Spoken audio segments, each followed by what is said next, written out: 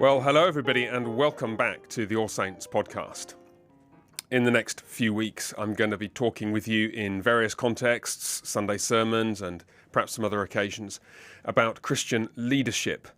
I'm going to be speaking from 2 Timothy, Lord willing, and thinking about the task of growing Christian leaders, both formally designated, ordained Christian leaders, deacons, elders, pastors, and so on, but also the lowercase l leaders, the men and women within the church who are exemplary Christians, role models of Christian faithfulness, who occupy that critical leadership role in informal contexts within the church community, the kind of people that younger folks or newer Christians look up to and have good reason to look up to because they're mature people.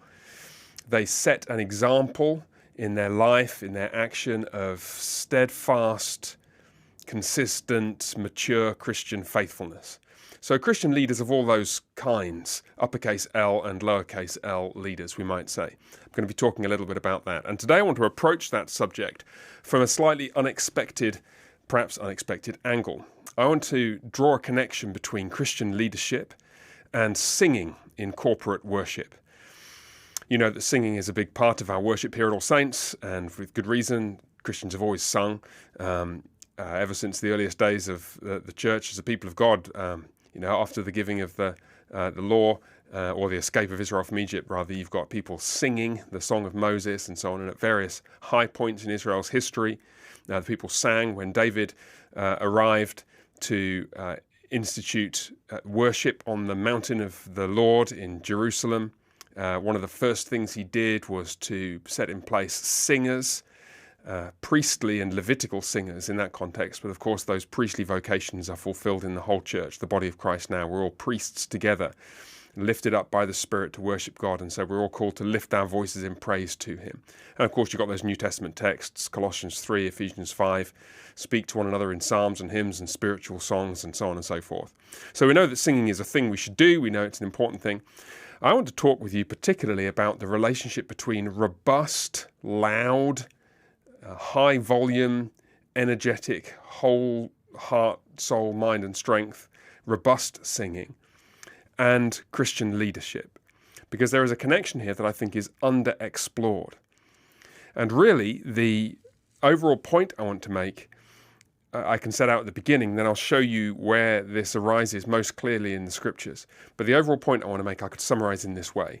The mindset of someone who is a good, godly, faithful Christian leader includes and incorporates within it the same mindset of somebody who is willing to sing out and be heard in congregational singing. To put it another way, leadership involves being exposed, people seeing you, people hearing you, whether or not you occupy a formal teaching leadership position like a pastor or an elder. It might just be that you're a leader, I say, but that's not to diminish that role. If anything, it's more important in many contexts. It may be that you have the maturity and faithfulness to serve in all those informal ways as a role model to follow, but to do that involves standing out from the crowd. And I want to suggest to you that in biblical terms and on biblical grounds, the psychology of somebody who is willing and able to do that is the same as the psychology of somebody who is willing to make their voice heard above the throng in congregational worship. And I call as my witness Deborah and Barak from the book of Judges. I'm pretty sure I've not preached from the book of Judges while I've been at All Saints. I have actually spoken on this book a number of years ago, back in 2015, when I first visited this church. And so if some of you were at that summer camp, Summer Sanctus, you might remember some of what I'm about to say to you. But I think for all of us, it might bear repeating, because I think the issue of adding to the volume in our public worship, the volume and zeal and energy of our singing is a really important one. Just a footnote on a technical matter. I'm not at all suggesting that we want shouty singing. I'm just against timid singing along with everybody else singing.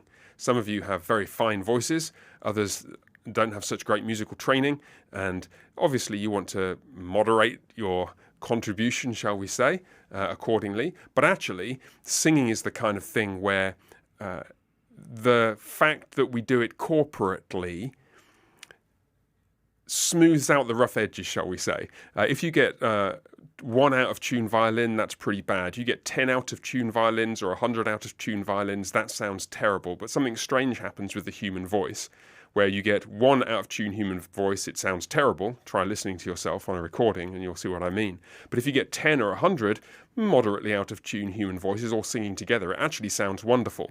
So I certainly don't want to encourage shouty singing, but I do want to encourage robustness, and perhaps if you have a reasonably decent voice, you might consider pushing other people along with you. If your voice could use a little work, maybe you should do a little work on it.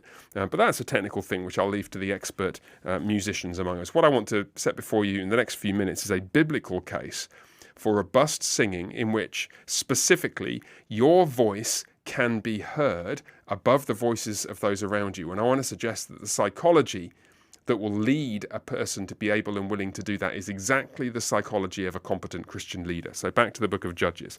You know the story of the book of Judges.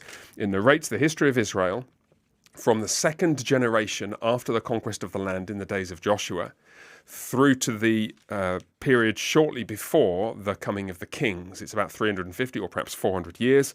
Begins after the death of Joshua, chapter 1, verse 1. The people of Israel inquired of the Lord. So it's second generation, and they're going to figure out what to do to conquer the rest of the land. And basically they make a bit of a mess of it in chapter 1. And in chapter 2, the Lord brings to their attention their sins and their idolatry. And you begin a cycle of repeated sin and judgment from God in the form of internal or external oppression.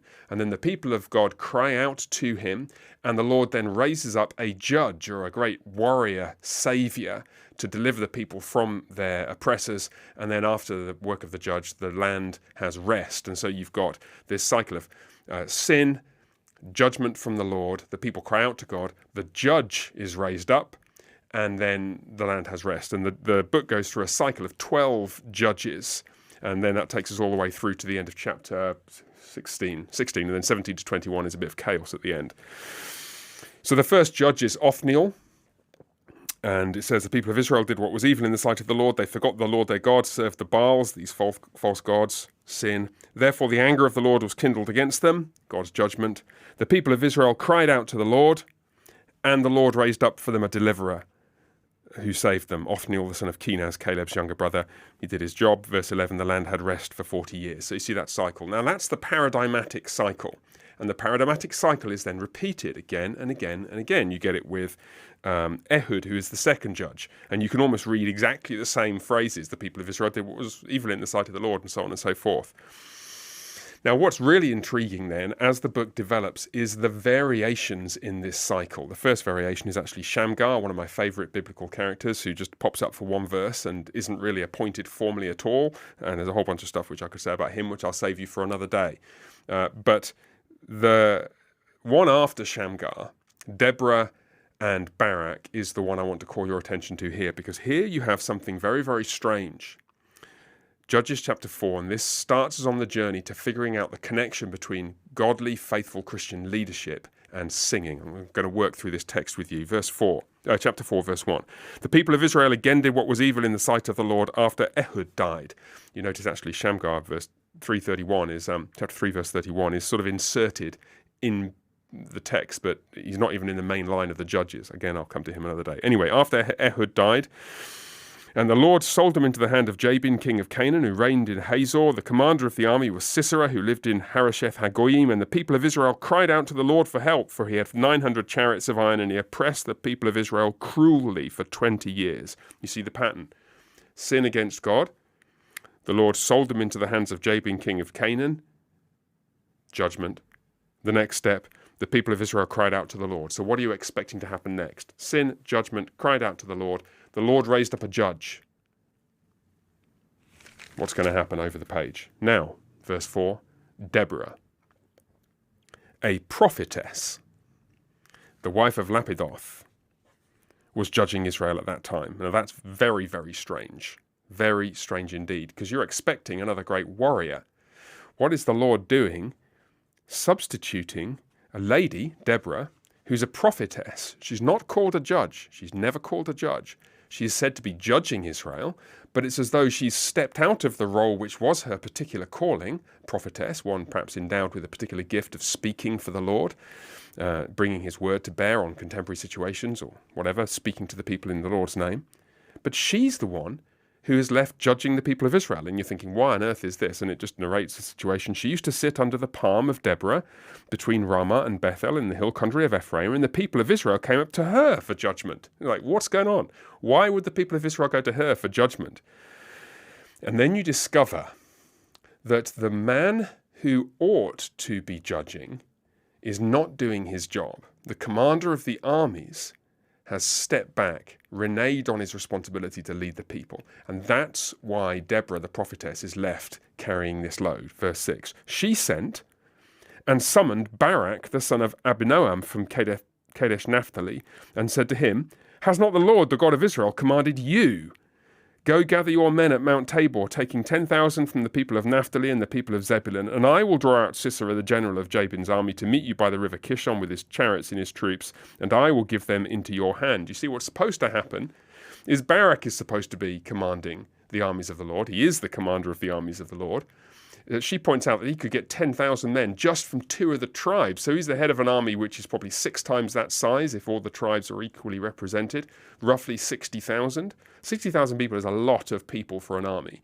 And Barak stands at the head of them, but he is unwilling to take responsibility for judging the people of Israel. That is to say, delivering them from their oppressors. And it has to be this lady, Deborah, the prophetess, who says, come on, get off your seat and get to work. And listen to the very first thing that Barak says. Barak said to her, if, it's hardly decisive, is it? If you will go with me, I will go. But if you will not go with me, I will not go. And as so often in the scriptures, the first words of Barak exemplify his character. If you will go with me, Deborah, then I will go. But if not, I'm not going. Now, we know that Barak is not to be written off entirely in terms of whether he was a believer in the Lord or whether we have anything positive to learn from his example. We'll see 1 or 2 positive things, slightly positive things from him. He's remarked upon positively in Hebrews 11 as one of the judges, one of the forefathers of the faithful. But at the same time, we cannot ignore the texture and detail of this narrative. And it is quite clear that Barak is presented as a man who is indecisive and frankly lacking in courage. If you, Deborah, a lady, will go with me, I will go, but otherwise I'm not going. It's not exactly gripping and persuasive and strong leadership, is it? Verse 9, and she said, well, I will surely go with you. Nevertheless, the road on which you are going will not lead to your glory, for the Lord will sell Sisera into the hand of a woman.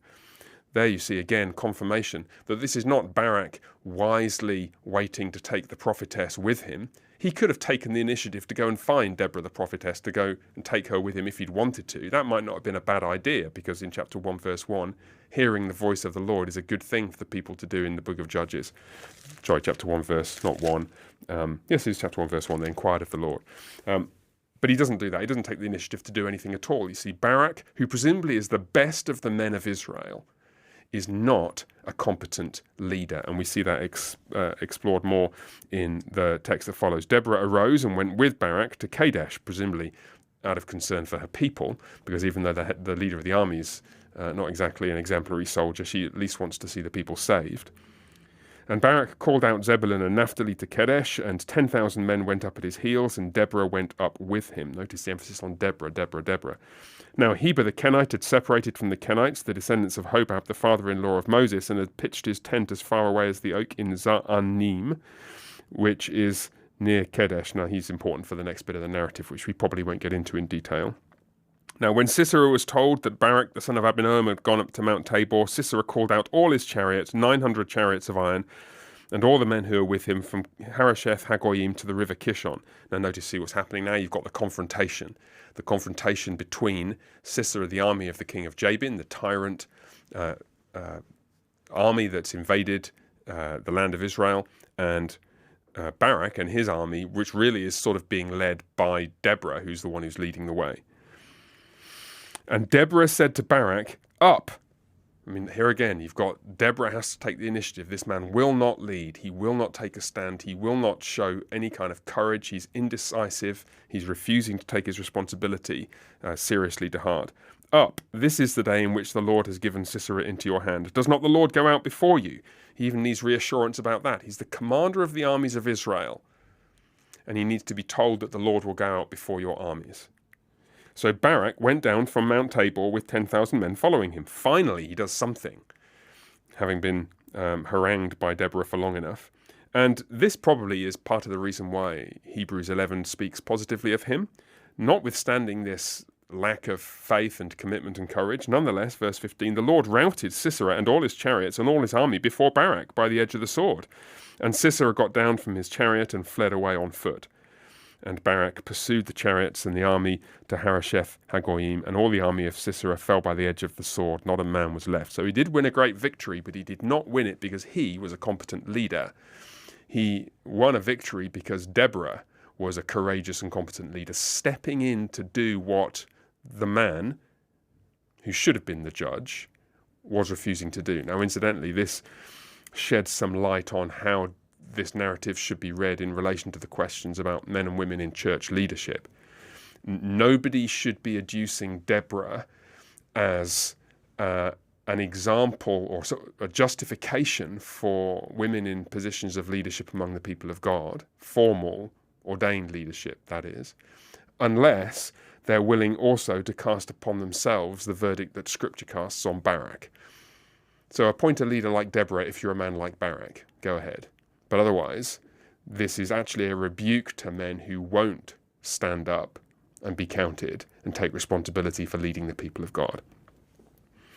Now, the rest of the chapter, I won't say too much about it because we're getting to the point where singing is mentioned. I'll come to that in a second. But just so you know what happens, as Deborah had prophesied, the honor of the victory would not go to Barak, because the Lord would deliver Sisera into the hand of a woman, and the name of the woman into whose hand the Lord delivers Sisera is Jael, the wife of Heber the Kenite. So what's happened is Jael is a faithful woman. She married a man whom she thought was faithful, but he'd apostatized. He'd moved away from the Kenites, the descendants of Hobab, the father-in-law of Moses. So she'd married a believer. The believer had turned away from the Lord, and now she's there in her tent. And who should come along but Sisera? And Sisera, because he knows that her husband has turned away from the Lord, assumes that she has too. Well, he's got a surprise coming when he wakes up with a tent peg in the side of his head, which is what Jael puts there. So Jael, the wife of Heber the Kenite, is the one who slays the leader of the army of Jabin, the king of Canaan, Sisera. So yeah, the honor does not go to Barak. Though the Lord works a great victory through him, he does so because of Deborah's leadership and not because of his, because of Deborah's courage, not because of his, because Deborah is willing to stand up and be counted, not because he is. At best, he's following somebody else's instructions when he's the general and he's the one who should have been leading the way. So on that day, verse 23, the Lord subdued Jabin, the king of Canaan, before the people of Israel. Well, God be praised. And so you get to the end of this narrative.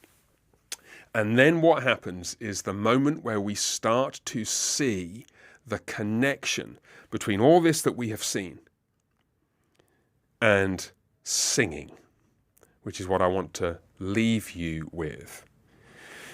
In chapter 5, the next chapter of the book of Judges, we are introduced to the song of Deborah and Barak.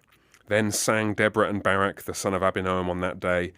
And it's a song about the Lord's victory and so on. It's quite similar to the song of Moses, for example, back in the book of Exodus. And there are other moments in Israel's history where the people of God sing a song of celebration at the Lord's victory for them. But you look closely, who is doing the singing? Well, you just heard me tell you, didn't you?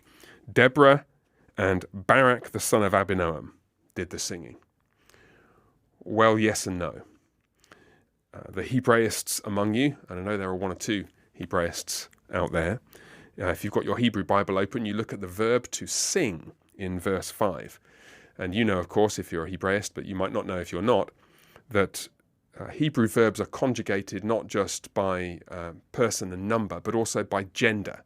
You can tell whether the subject of the verb is male or female just by looking at the verb. And the verb to sing in Judges chapter 5, verse 1 is feminine singular. It's very incongruous grammatically. It grabs you as you're reading. You think, this is written wrong. Because you've got two people mentioned, Deborah and Barak, and then it dawns on you that only one of them is singing. And now you perceive the connection between leadership among the people of God, whether formal or informal. And Barak's was very definitely supposed to be formal, as well as informal. He's supposed to be an example of integrity and faithfulness. You see the connection between leadership among the people of God and the specific record here of his refusal to sing. In chapter 4, he refused to take a stand, to lead, to be seen visibly in public at the head of the column leading the way. And in chapter 5, he refused to have his voice heard above the throng. You can picture him, can't you, standing there, and Deborah is belting out the song of Deborah and Barak at the top of her lungs, and Barak is sort of sitting there mumbling along, like somebody who's sort of a Taylor Swift concert or something. That's the picture of Barak that you're left with. It is the picture of a man who is not wholehearted in his praise of the living God, because he's not wholehearted about anything. He's not a leader, and therefore he's not a singer. And I think this is a profoundly important lesson for us to take away from here, that the internal Christian psychology, so to speak, of somebody who can't or won't make their voice heard above the throng is the same as the Christian psychology of a man who is not fit to lead. It is as simple as that. To put it positively, the way you know whether a man is a leader, whether formally or informally, the way you know whether he's equipped for that, and indeed a way in which he can cultivate within himself the disposition that will make him a better leader, is by whether you can hear his voice. I'm not saying you should shout. Please, let's not be shouting in worship. But men, in particular, your voice ought to be heard, at least by you, above the level of the people around you. You should be singing out. As you do so, as you lift your voice into that, just turn it up a notch or two. Don't go crazy. But Sunday morning, I want to hear you. Just turn it up a notch or two. And as you do so, as you're singing praise to God or encouragement to your brothers and sisters in the congregation, just observe what's happening psychologically to you. Observe how you feel. You will notice in yourself a feeling of self-consciousness, a feeling of, well, people are going to notice me. People are going to perhaps be looking sideways at me. That's why you don't want to do it in a tuneless or unpleasant way. Okay, don't let them looking sideways at you for that reason. But you will feel people's gaze. Let me tell you, that is exactly the feeling that a man has when he is in a position of Christian leadership of any kind, whether formal or informal, and he takes a stand, or he makes a decision, or he says something publicly, or he does anything that is worthy of being a leader. The way to experience what it's like and to train for being a faithful Christian leader includes, among many other things, being a man who will lead the throng in praise. Barak refused to do so. That is his testimony. What's yours? The Lord bless you, and bye for now.